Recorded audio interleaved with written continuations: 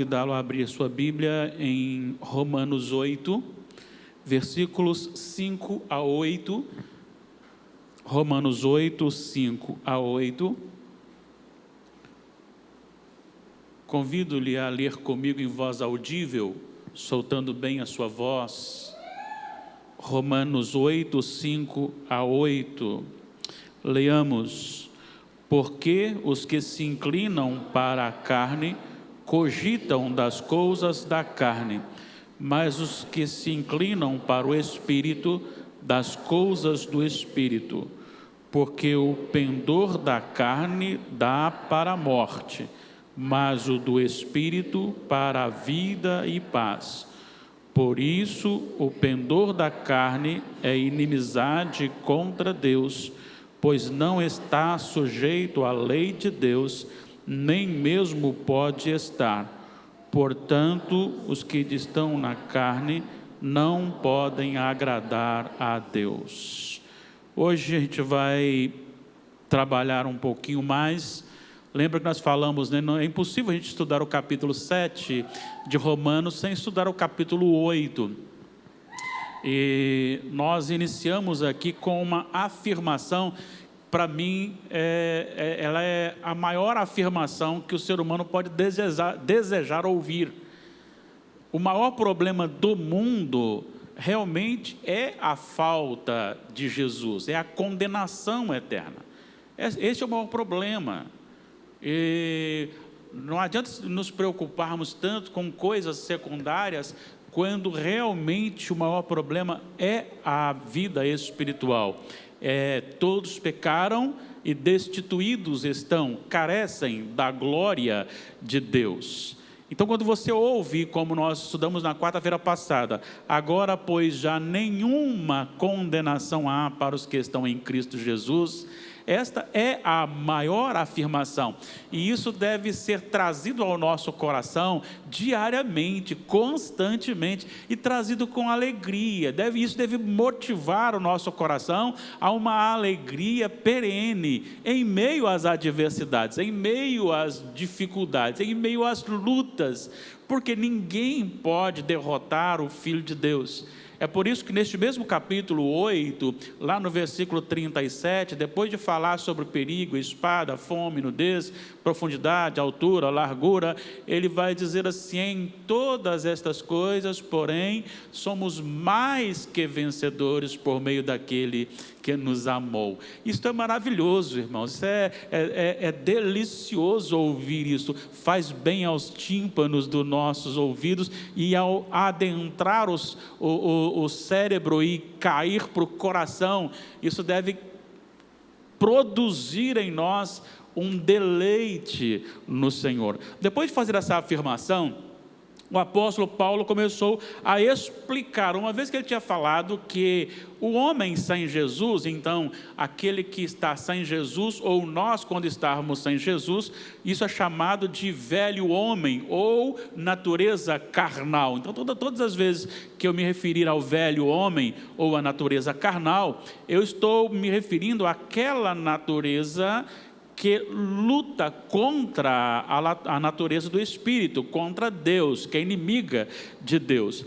E ele agora vai explicar, uma vez que pela lei todos nós somos condenados, como posso então ter essa convicção? E ele então aponta para o versículo 2, mostrando que a lei do Espírito de Cristo, ela é superior à lei, e esta lei que veio do capítulo 7 para impor um limite, ela não podendo nos salvar, esta lei do Espírito da vida em Cristo Jesus nos livrou da lei do pecado e da morte. Lembra que nós fomos lá no capítulo 3, vimos lá que a lei mostra que o homem é culpado perante o Senhor, ele não pode abrir a sua boca para falar nenhuma coisa de si mesmo, né? De si mesmo. E Quando você pensa nisso, aí como pode haver solução para o homem? Sim, Deus, a justiça de Deus. E é esta justiça de Deus que está aqui no versículo 2. Logo em seguida, ele fala a respeito da impossibilidade da lei, no que estava morta pela carne. Então, não é a questão da lei, mas a carne que era o problema, né? Deus, então, enviou o seu Filho. Ele fez com que ele viesse, se encarnasse, assumisse a forma humana, forma pecaminosa, não de pecador, porque não foi pecador, mas em forma pecaminosa, sujeito a todas as tentações deste mundo, e passasse por elas sem pecado, e morresse. Ao morrer na cruz, aí Paulo vai dizer aqui que ele condenou a carne, na carne, o pecado. Ou seja, Cristo ali, ele solucionou o problema da humanidade para aqueles que nele creem. Inclusive está falando aqui, nenhuma condenação há para os que estão em Cristo Jesus. Então, fora de Cristo não há possibilidade. Qual a finalidade? A fim de que o preceito da lei, versículo 4, se cumprisse em nós, que não andamos segundo a carne, mas segundo o Espírito. Aqui tem duas coisas importantes. Primeiro, à medida que ele me salvou, quando ele me salvou, ele colocou um novo coração, uma nova vontade, um novo desejo, um novo deleite. Olha, eu afirmo para vocês que o seu coração, ele se encanta, ele se alegra quando você se reúne na presença de Deus. Embora toda a vida seja um culto, mas você se reunir e estudar a palavra de Deus, e aí entra uma coisa: você ama obedecer o Senhor, ainda que haja uma luta, mas você ama obedecer o Senhor. Lembra que Jesus disse: se me amais, guardareis os meus mandamentos. Então você tem agora algo diferente em você, mas você ainda não é capaz de guardar toda a lei. E aí entra a segunda parte do versículo 13, que é justamente isso: Cristo cumpriu cabalmente, então eu não devo nada mais à lei, porque estou em Cristo. E aí então nós vivemos nesta vontade, nesse desejo, e aí ele vai dizer, esse deleite, esse preceito da lei se cumprisse em nós, vivendo nós pelo Espírito. Então por isso o nosso tema é no Espírito para a vida. Bom, se você observar agora, você encontrará algumas coisas importantes. Eu quero convidá-lo a ler comigo versículo por versículo, e quero que você mergulhe no texto em nome de Jesus. Há uma frase que é atribuída a Spurgeon, que diz o seguinte, uma frase bastante forte, que talvez careça de explicação: o nosso velho homem, ele está falando então da natureza pecaminosa, sem Jesus, o nosso velho homem é mais perigoso do que qualquer demônio. Será por que ele está dizendo isso? O que você acha? Pode falar, fique bem à vontade. Olha só o que ele afirmou: o nosso velho homem, ou a nossa natureza carnal, ou a nossa vida sem Jesus, nossa natureza sem Jesus, é mais perigosa do que qualquer demônio. Será por quê? Muito pecado acumulado. A luta é diária.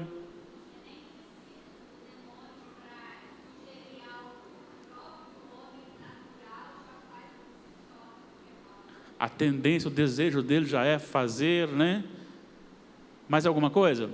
Quando persiste o velho homem na gente, as coisas é só mesmo para... A gente leva mesmo só para a área do encardido mesmo, né? Sim, você obedece, e obedece com prazer, né? Porque sua natureza é carnal, a sua natureza é para isso. Agora, deixa eu lhe dizer uma coisa muito importante, que eu entendo nessa afirmação, não sei se é realmente dele, atribuída a ele, né? Não sei se realmente é dele, mas uma coisa que eu acho interessante, sabe por que é? É porque quando nós pecamos, normalmente nós jogamos a culpa em quem? Foi o demônio, foi o diabo, foi ele que fez isso comigo, foi ele. Então, nós sempre temos uma mania de nos justificar. E nós falamos assim, eu até fiz isso, mas por causa disso, disso e disso. Isso é muito comum comigo, não sei com vocês se é assim. Quando é o outro que faz, é pecado. Quando sou eu que faço, a gente justifica. Acontece muito comigo e o Espírito está sempre me repreendendo dentro desses aspectos. Porque realmente a carnalidade é o pior inimigo do homem. Porque essa velha natureza corrompida, ela vai buscar os seus próprios interesses. E ela vem maculada. É por isso que o profeta Jeremias escreveu, enganoso é o quê? O coração mais do que todas as coisas. Por que ele é enganoso? Porque a proposta dele é do bem. A proposta dele, ela se apresenta como se fosse uma coisa boa. Mas a motivação é, eu vou fazer alguma coisa para o meu irmão, mas se eu for fazer isso pela carne, a motivação é um benefício que eu terei depois, ou do irmão, ou do próprio Deus, ou de alguém que vai me dar alguma coisa. Ou serviço por alguém, ou coisa do tipo. Então, essa afirmação é muito séria, e é isso que Paulo vai trabalhar agora, a diferença, que não há como lidar as duas coisas. Eu quero chamá-lo, então, para este momento de reflexão. Leamos novamente o versículo 5, juntos, e aí a gente vai trabalhar um pouquinho este versículo 5. Vamos ler juntos? Porque os que se inclinam para a carne, cogitam das coisas da carne, mas os que se inclinam para o Espírito, das coisas do Espírito. Quando você fala cogitar, é um desejo intenso, quando o seu pensamento se volta só para aquilo, é algo muito mais do que vontade de comer uma pizza, vontade de comer uma canjiquinha, vontade de comer um sorvete, assim como você tem vontades de vez em quando. Está dando água na boca aí? Espero que esteja dando água na boca, porque é coisa boa, né?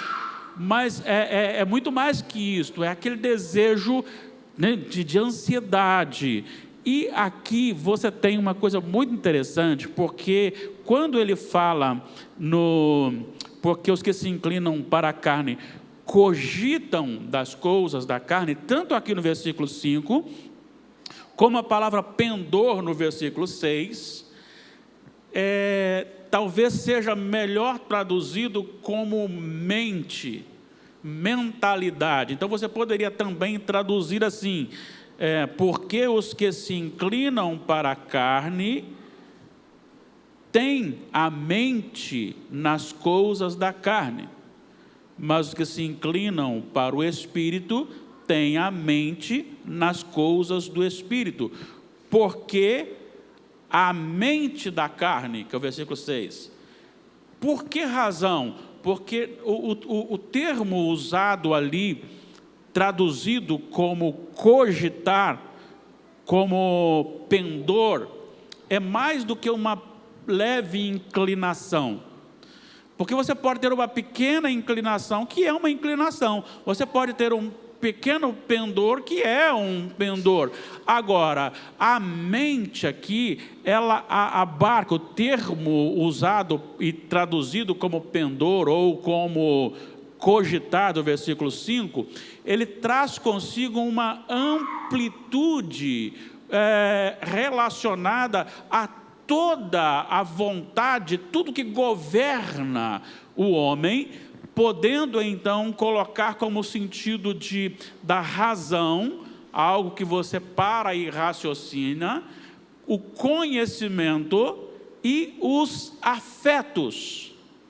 Então, quando fala aqui a respeito de cogitar das coisas, os que se inclinam para a carne, cogitam das coisas da carne, significa que aquele que está inserido aqui no inclinar-se para a carne, este é aquele que vive intensamente para a carne, sendo tomado, sendo dominado em todo o seu ser pela carne. Então, todas as suas ações serão ações camufladas, ainda que haja ações aparentemente boas, ainda que hajam ações relacionadas a um bem feito a alguém, ainda que para este alguém o que ele recebeu é bom, mas a ação em si não é boa, porque ela parte de um coração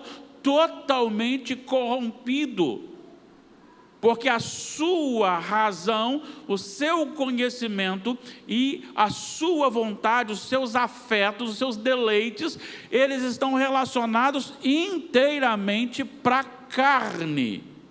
É isso que está aqui no versículo 5. Mas ele está dizendo assim: enquanto um está inteiramente para a carne, o outro está inteiramente para o Espírito. Com isso, o que Paulo está dizendo é que não podemos agradar as duas coisas ao mesmo tempo. E eu quero agora chamá-lo para dois textos. O primeiro, nós vamos para Colossenses 3, a partir do 5, porque nós estamos falando sobre a natureza carnal, o velho homem, certo? Colossenses 3, 5, nós veremos aqui uma lista da obra da natureza terrena, carnal, do velho homem. E nós temos aqui, a partir do versículo 5, Paulo dizendo assim: fazei, pois, morrer a vossa natureza terrena. Natureza terrena aqui, falada por Paulo, é a mesma natureza carnal, é o mesmo velho homem. Agora vamos lá. Primeiro, Paulo dá uma lista relacionada à moralidade: prostituição, impureza, paixão lasciva. Agora você tem um relacionamento social, que é desejo maligno e avareza. E avareza é uma idolatria. E por que a avareza é idolatria? Por que Paulo diz que a avareza é uma idolatria? Pode falar. Oi? Está fora dos preceitos de Deus. O dinheiro se torna um ídolo. O que é a avareza? Pensa só nele, né? É aquele famoso camarada que tem um escorpião no bolso, que não tem coragem de ajudar, de abençoar ninguém, não tem coragem de servir a ninguém. Então, essa avareza, ou seja, ele coloca o dinheiro dele, a riqueza dele, no lugar de Deus, em primeiro lugar, acima do meu próximo, daquele que necessita. Então, esse dinheiro se torna uma idolatria. Então, vem a questão social. Mas também, aí ele vai no versículo 6, falando que a ira de Deus vem por causa disto. E quando chega então no versículo 8, ele fala dos temperamentos. Olha só, versículo 8. Agora, porém, despojai-vos igualmente de tudo isto: ira, indignação, maldade, maledicência. Então, para aí, maledicência, antes da maledicência, porque já entrou da língua aqui, né? Do temperamento: ira, indignação, maldade. O que é ira? Indignação. Isso tudo é obra da carne, do velho homem. É isso que domina o coração daquele que está no velho homem, na natureza carnal. Agora vem a questão da língua, maledicência, linguagem obscena do vosso falar. Quando você observa, a mentira está incluída, e quando você observa essas coisas, você começa a observar, a sentir que isso muitas vezes tem lutado contra a nossa própria vida.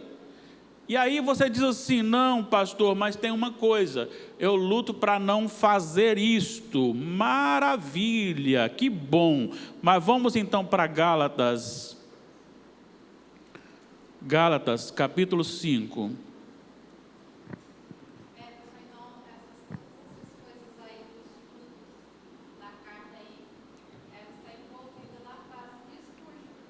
Sim. E aí o problema é o seguinte, que às vezes a gente justifica a nossa fala. Gente, eu estou falando de uma coisa de experiência própria. A nossa luta, a Cidinha até falou que é uma luta diária, é uma luta constante, porque são coisas que você peraí, isso está na minha vida. Acho que eu cometi isso hoje, cometi isso ontem, e tem lutado contra mim. Agora vamos lá, olha só, aqui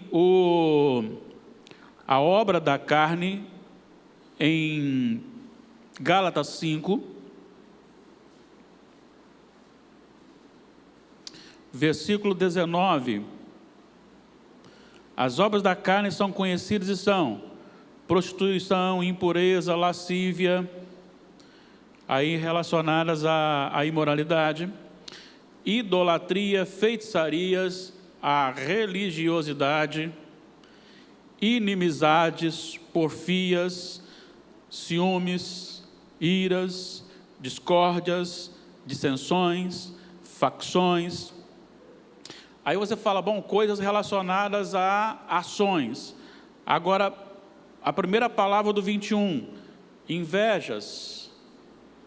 Vamos lembrar que no capítulo 7 de Romanos, Paulo já disse que não cobiçarás. Ele foi justamente no meandro, no centro do coração. Que não é uma coisa que você vê na prática, mas é uma coisa que você sente. Você pode então enganar o outro com uma vida aparentemente santa. Infelizmente,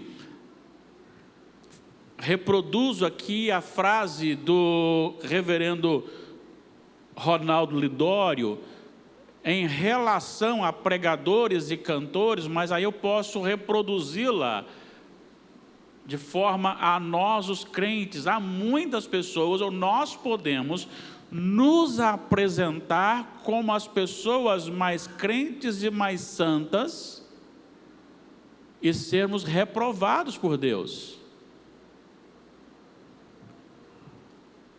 Porque a maneira de eu viver, a aparência é uma coisa. Agora, o Senhor conhece o meu coração. Ele conhece o meu coração. E é aí que eu fico muito preocupado comigo mesmo. O Senhor conhece o meu coração. Aí eu volto para Romanos 7, que fala assim, graças a Deus por Jesus Cristo, porque se não fosse, estaria perdido.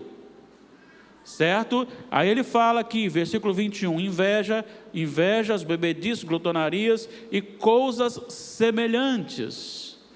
Sabe, às vezes a gente tem uma mania de classificar alguns pecados condenatórios e esquecemos que outros às vezes estão por aqui. Você quer ver um problema seríssimo que assola a igreja visível do Senhor Jesus, e é muito comum? A maledicência, falar pelas costas.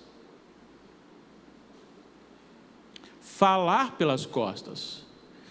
E isso é uma covardia, porque se eu falo mal do irmão pelas costas, ele não está presente para apresentar uma defesa.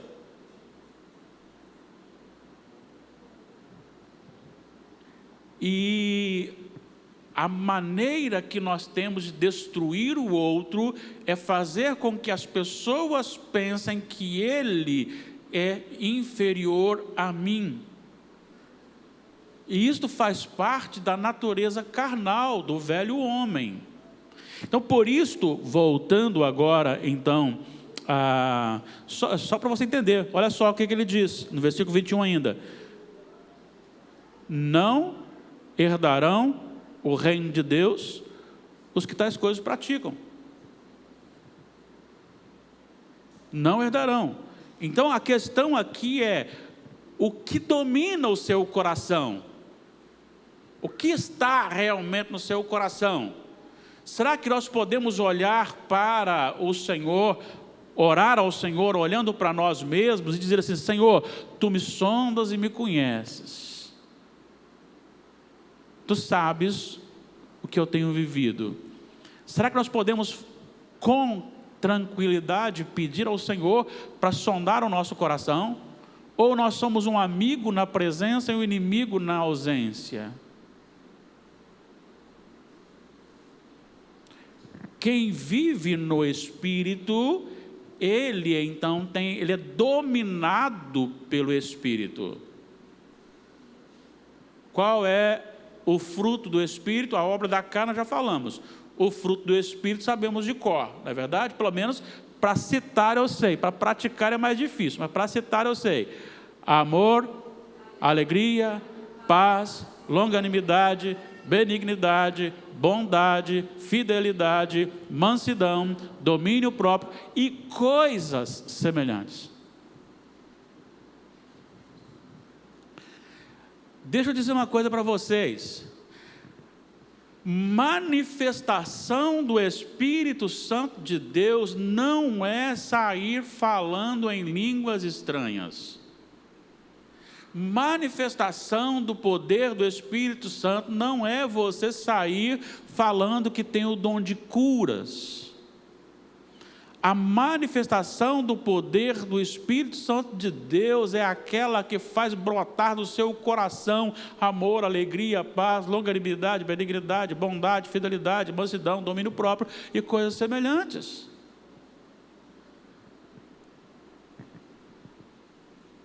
Porque quando eu estou no Espírito, eu busco as coisas do Espírito. Vamos então para o versículo 6.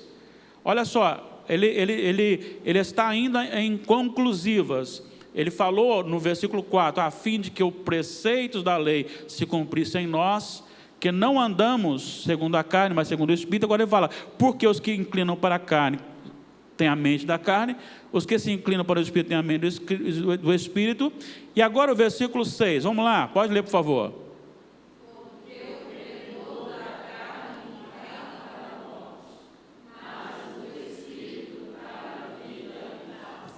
Você sabe como está no original? No original está assim: porque a mente da carne é morte. A tradução nossa diz assim: dá para a morte. Lá não tem a expressão dá para a morte. Lá está afirmando que é morte. Mais uma vez, eu estou colocando aqui mente no lugar de pendor, para que ela abranja, para dizer que aquele que está dominado pela carne, porque a mente da carne dá para a morte, não, é a morte. Mas do Espírito, vida e paz. Está totalmente distante um do outro, não tem como você viver, e isto que me traz uma preocupação muito grande na minha própria família. Eu creio que agora você está pensando em alguém da sua família que está vivendo no pecado e dizendo que está bem com Deus. Talvez tenha sido criado no Evangelho, mas está vivendo na prática do pecado, se deleita com o pecado, se deleita com o pecado e no pecado. E isto me desafia grandemente, porque se a mente da carne é a morte, então aquele meu amigo ou aquele meu familiar que está vivendo na carne, ele está morto.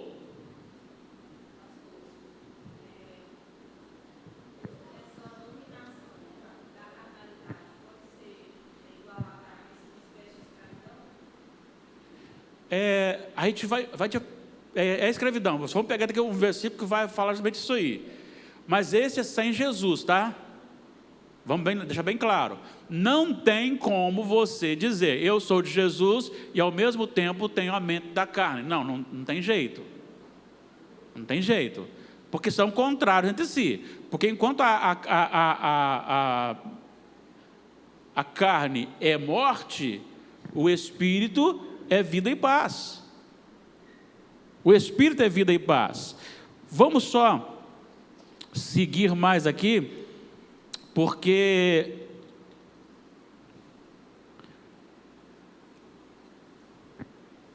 o versículo 7. Por isso, o pendor da carne é o quê?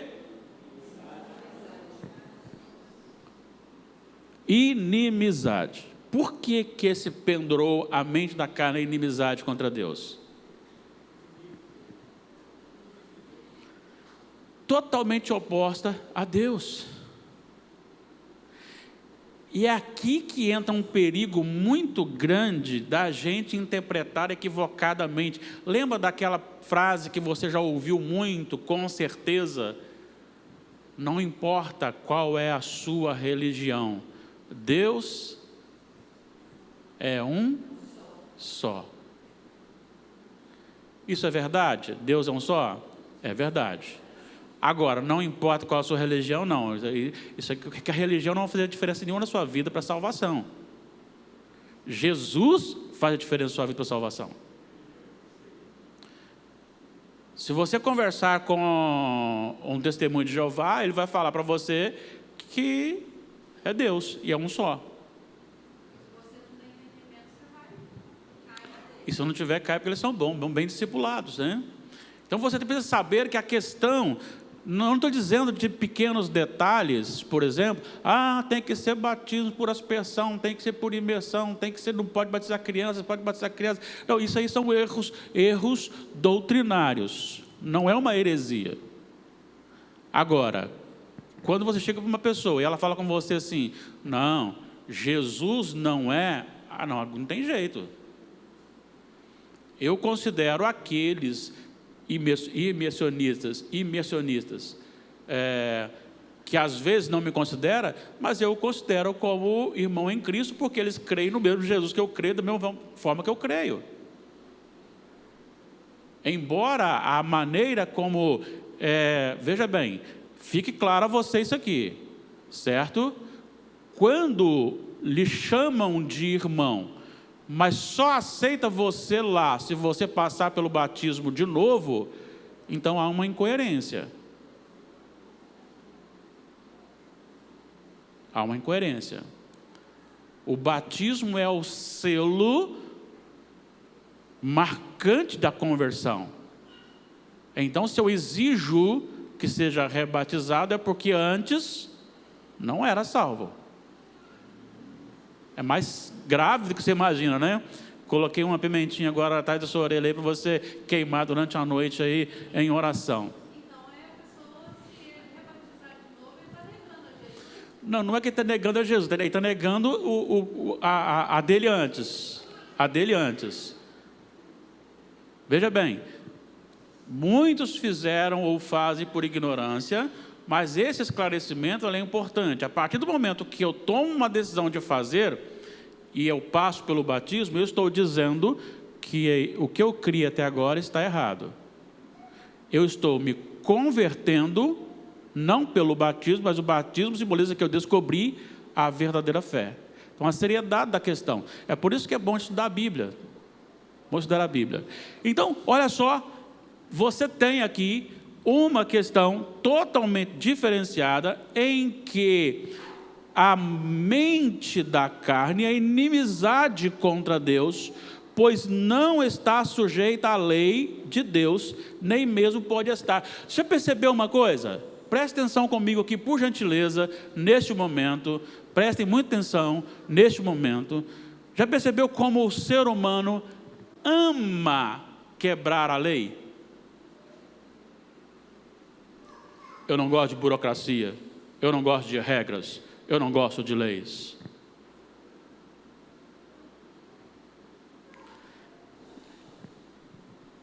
Eu assim, hoje eu estava esperando o ônibus, que agora tem um ônibus que vai direto até perto da minha casa, bem próximo da minha casa, né? Eu estava esperando o ônibus e estava vendo, alguns carros, eles vão aqui, quando chega ali perto da Assembleia de Deus ali, eles entram fechando de tal maneira que o carro que está para entrar tem que esperar ele ir, porque ele não é capaz de ir na mão dele, parar, para esperar, não. Aí eu desci a pé e desci por dentro ali, perto do estádio ali, e tem uma rotatória, os carros vêm, eles entram na contramão, fazem um zigue-zague, é pior do que fazer a rotatória. Mas nós, seres humanos, amamos quebrar a lei de Deus. Nós não gostamos de regras. Nós não gostamos de regras. E o que isso significa? O nosso coração, aquela natureza que ainda nós lutamos contra ela, e aqui, aquele que não tem Jesus a tem cabalmente, ou seja, nós não gostamos de nada que nos limite, só por causa de ser lei. Só por causa de ser lei. Porque a mentalidade da carne é inimiga de Deus e da lei de Deus. Sabe qual é o maior problema? É quando diz, para ser salvo tem que ser Jesus. Se não for Jesus, nada feito. Se fosse eu fazendo alguma coisa, se fosse comprando alguma coisa, pagando alguma coisa, tudo bem, mas eu não aceito, porque a mente da carne, ela é inimiga de Deus. Não pode estar sujeita à lei, porque ela é contrária. Paulo escreve sobre no mesmo sentido aos Coríntios, no capítulo 6 eu acho que é a segunda epístola, quando ele diz que não pode haver nenhuma comunhão das trevas com a luz. Porque se a luz chega, as trevas desaparecem. E aí ele encerra dizendo, portanto, os que estão na carne não podem o quê? Preste atenção nisso. Isso mexeu muito comigo, olha que eu estudo Romanos já há muito tempo, mas nesse estudo eu fiquei um pouco preocupado com algumas coisas. Veja bem, quando a nossa irmã Daiane falou a respeito da escravidão, eu quero só citar aqui, a gente vai ler 3 textos, a gente não vai demorar, não vai explicar muito, somente dando uma palavrinha. O primeiro texto está em Gênesis 6, 5, Gênesis 8, 21 e João 8, 34. Vamos lá então para o primeiro texto, que está em Gênesis 6, 5. Por gentileza, leiam comigo. Viu o Senhor que a maldade do homem se havia multiplicado na terra e que era continuamente mal. Aí, então, você vai agora para o 8:21. Gênesis 8:21. Gênesis 8, 21.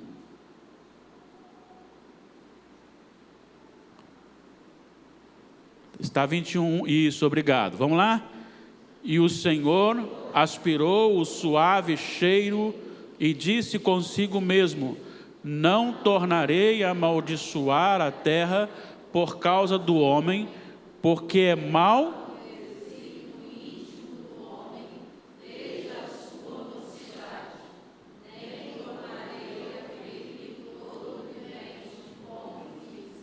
O primeiro texto disse que era continuamente mal todo desígnio do seu coração. E aqui ele disse que não terminaria mais, amaldiçoaria mais a terra por causa do homem, porque é mau o desígnio íntimo do homem. A palavra desígnio aqui, nos 2 versículos, é o mesmo termo para cogitar ou para mente, aqui traduzida no Romanos 8. o que tem a mente da carne. É o mesmo termo que Moisés usou, embora seja no hebraico, usou aqui nesses dois textos, para mostrar então a abrangência deste termo, apontando toda a natureza do homem está corrompida sem Jesus. Agora, a Daiane perguntou sobre a questão da escravidão. Olha só João 8:34. João 8:34. Vamos lá?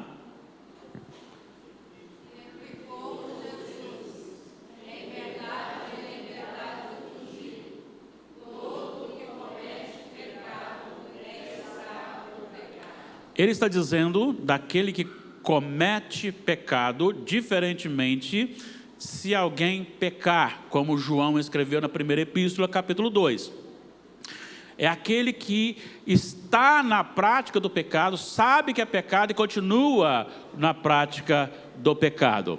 Então, este que vive na prática do pecado é escravo do pecado. Então, Daiane, em que sentido ele é escravo do pecado? Quando Adão e Eva pecaram no jardim do Éden, corrompeu-se todo o ser de Adão e Eva. O que passou a dominar Adão e Eva foi o pecado, a sede do pecado. A natureza foi corrompida e agora eles desobedeceram a Deus e se esconderam de Deus, teceram acusações uns contra os outros, e isto com prazer.